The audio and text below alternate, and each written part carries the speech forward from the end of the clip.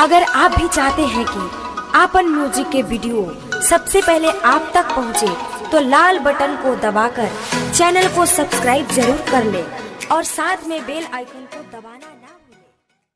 प्रेम से बोलिए सरस्वती मैया की।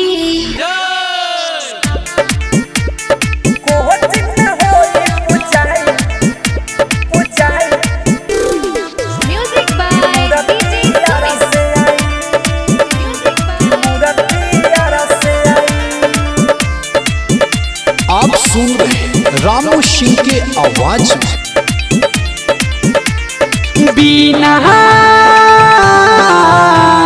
बिना वाली माई के बोलाई कि मूर्ति आरा से आई, कि मूर्ति आरा से आई। कोचिंग में होई पूजाई कि मूर्ति आरा से आई, कि मूर्ति आरा से आई।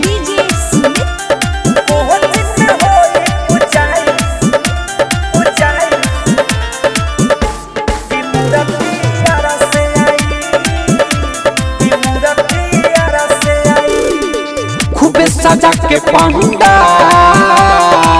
कोइला जाई धमा, बिना वाली मैया के महिमा बाटे कमा।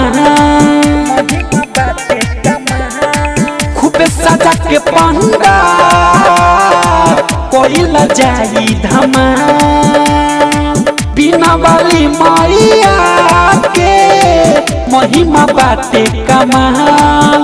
आदे पंडित जी के हो बोलाई कि मूर्ति आरा से आई, कि मूर्ति आरा से आई।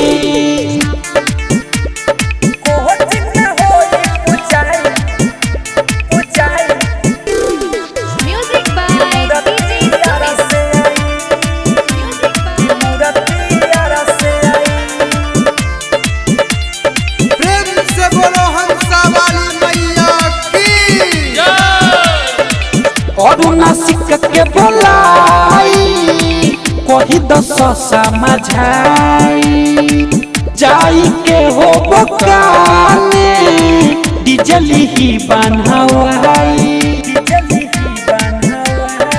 रवि रंजन के बोलाई कोई 10 समझाई, जाई के हो बकाने डिजली ही बनवाई।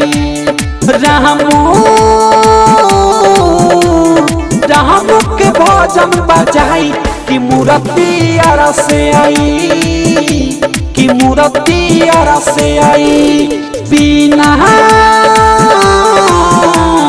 बिना वाली माई के बोलाई कि मूर्ति आरा से आई, कि मूर्ति आरा से आई। संगीत रिकॉर्डिंग स्टूडियो बखरी बाजार।